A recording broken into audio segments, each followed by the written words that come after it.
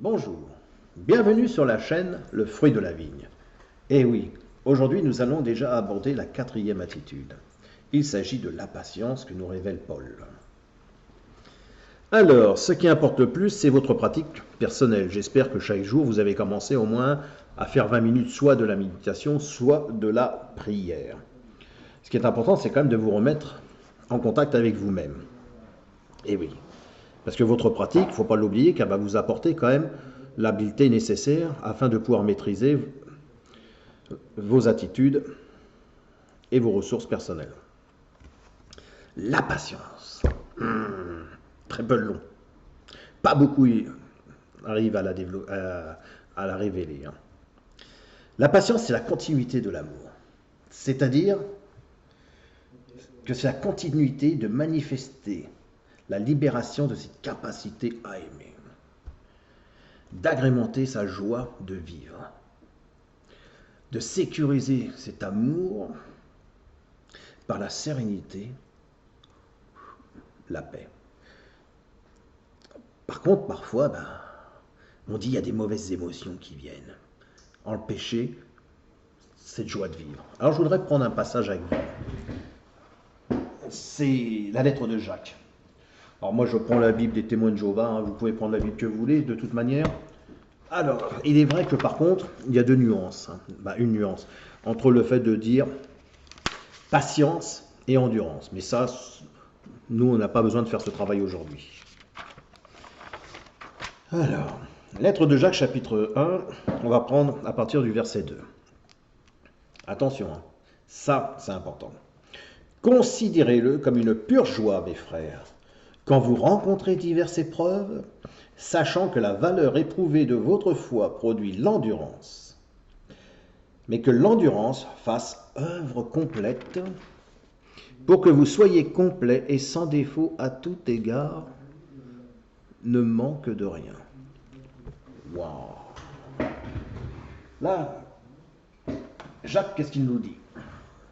Jacques nous explique qu'il y a une grande différence entre le fait de parler de l'amour, comme on entend tous les jours à la télé partout, oh l'amour, l'amour, l'amour, et celle de marcher dans l'amour. Eh oui. La façon de s'aimer est la plus juste façon de prendre soin des autres. Donc, quelle différence il pourrait y avoir le fait de m'attacher à l'amour et le fait de continuer de marcher dans l'amour? Parce que on vous dit souvent, ouais, faut aimer l'amour, donner, donner, donner. La Bible, les chrétiens, les chrétiens, eux, ils sont limités dans l'amour. Nous, on dit, il faut donner de l'amour. Mais non, les chrétiens ne sont pas limités.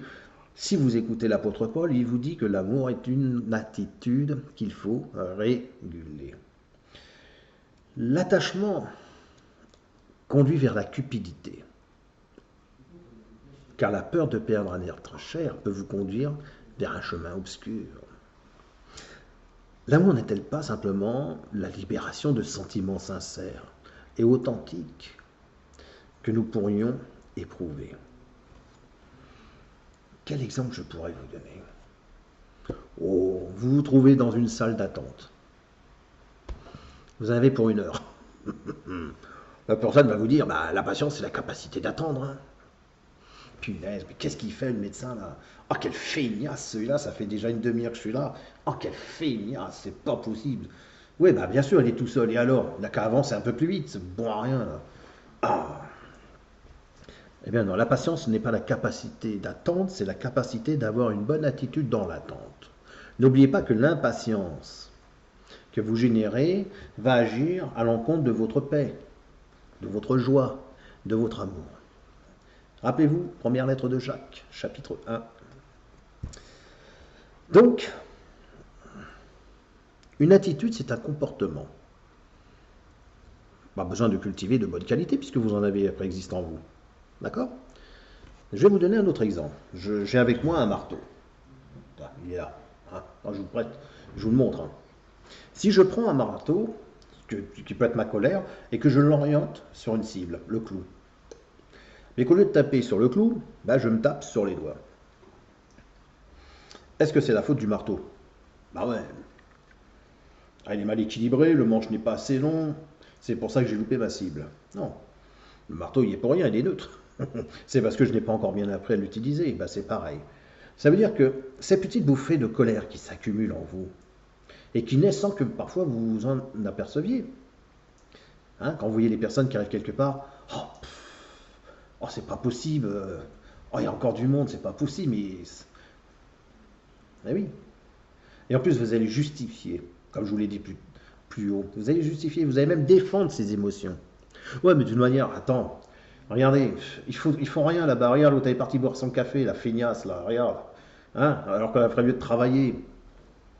Ah oui, elle ferait, tiens, je la vise, paf, dans la tête, tu vois, moi, elle va bosser.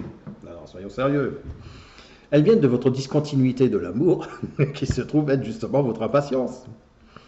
Vous savez, lorsque vous vous préparez à aller à un endroit, que vous êtes susceptible de devoir patienter. Préparez-vous, pratiquez, pratiquez, hein. La colère et toutes ces émotions que l'on entend parfois dire, elles sont négatives ou négatives, naissent d'une appréciation erronée de la réalité. Eh oui, il n'y a pas du bon et du mauvais, il y a ce que vous en faites. Hein? Je ne sais pas utiliser le marteau, je ne sais pas orienter ma colère, ah je suis nul. Arrête de pleurer, ce qui est nul c'est de le penser. C'est justement parfois l'affirmation que l'on a de soi que l'on confond souvent avec l'agressivité. Pourquoi? Parce que l'agressivité, elle va naître avec la peur d'échouer. D'accord? Alors que l'affirmation de soi, elle naît de la confiance que même si on échoue, eh bien on recommence. Et on sait que la colère, le marteau, c'est la conséquence du travail qu'il va falloir pratiquer. Donc, que dire? Eh bien, il vous faudra vous montrer patient. Oula, c'est dur, hein? À un niveau satisfaisant de maturité en plus. Vous ne pouvez cultiver la patience et son contraire. Eh oui, si vous voulez pouvoir maîtriser la patience, il va falloir maîtriser l'impatience.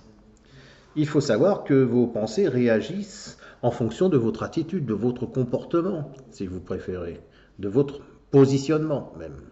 C'est plus juste. Vos pensées étant le traitement conscient de l'information. Alors je vais me répéter, le propre de l'esprit, c'est de produire de la pensée. Quant à la pensée, c'est la faculté que vous avez de rassembler des informations, puis de raisonner à partir de ces informations.